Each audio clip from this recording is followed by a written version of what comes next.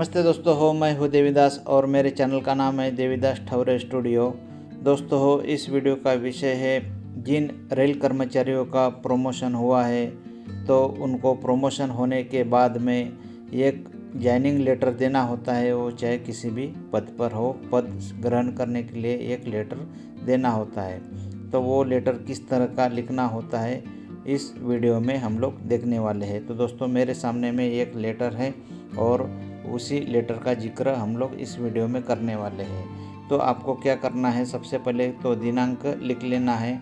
चाहे तो आपको 1 जनवरी को ज्वाइनिंग मिली हो और चाहे आपको 1 जुलाई को ज्वाइनिंग मिली हो, ठीक है। तो दिनांक को बराबर लिख लेना है, दिनांकों को ध्यान में रखना है, ठीक है।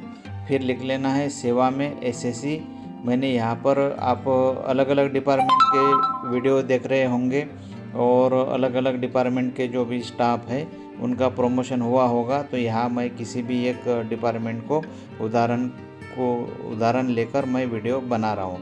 तो दोस्तों, यहाँ पर मैं कैरिजन वैगन को उदाहरण लेकर मैं बना रहा हूँ। तो आप अपने डिपार्टमेंट का नाम लिख लीजिए, ठीक है।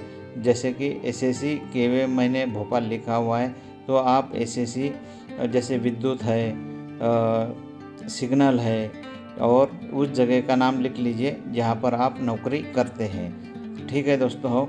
जैसे एसएससी केवे मैंने भोपाल लिखा है, तो आप एसएससी विद्युत नागपुर लिख सकते हो।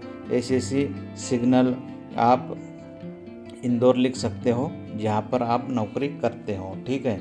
फिर आपको क्या लिख लेना है, विषय लिख लेना है। तो दोस्तों हो, विषय में क्या लिखना है, जैसा कि मैंने लिखा है सीनियर टीसीएन लेवल 6 का पद ग्रहण करने हेतु।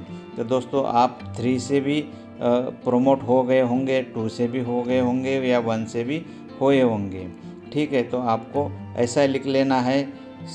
आपको जैसे 1 से हुए होंगे तो आपको लिख लेना है कि टीसीएन 1 लेवल 5 का पद ग्रहण करने हेतु, टीसीएन 3 का पद ग्रहण करने हेतु, टीसीएन 2 का पद ग्रहण करने हेतु, इस तरह का विषय लिख लेना है। तो दोस्तों, आपको जो लेटर, जो पास होने का लेटर आता है उसके ऊपर संदर्भ और संख्या लिखी होती है। वही जो संदर्भ संख्या है इस लेटर में ज़रूर लिख लेना है ताकि बाबू को देखने में परेशानी नहीं हो।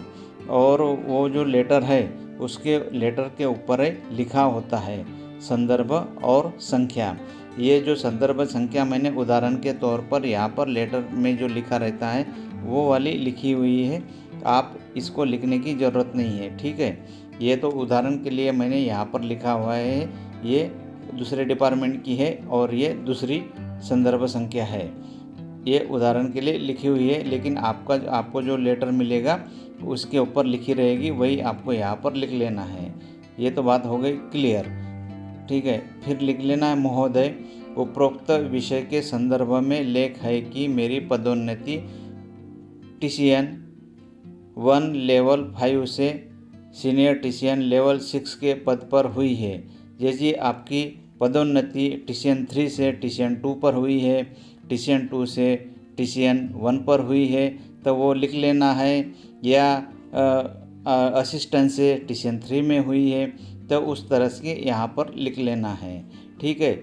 फिर जो लेटर जारी हुआ था दिनांक 30/6/2024 के पत्रानुसार, तो दोस्तों जो पत्र जारी हुआ था वहाँ पर वो किस दिनांक को जारी हुआ था वो तारीख लिख लेनी है।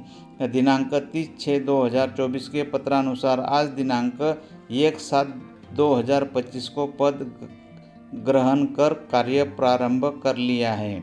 तो दोस्तों, ये जो मैंने लिखा है 1/7/2025 को यहाँ पे डेट डाली है। तो आप दोस्तों हो जनवरी में भी पद ग्रहण कर सकते हो, जनवरी की भी तारीख डाल सकते हो।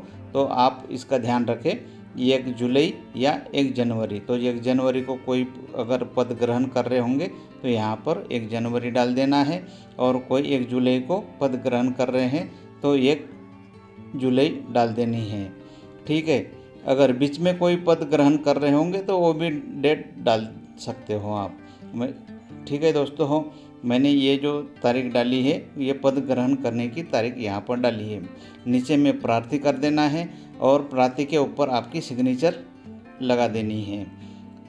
और यहाँ पर आपका पूरा नाम लिख लेना है और उसके बाद में पद नाम लिख लेना है, फिर पीएफ नंबर और एचआरएमएस आईडी और मोबाइल नंबर भी यहाँ पर डाल देनी है। तो इस तरह से दोस्तों जॉइनिंग लेटर लिखा जाता है।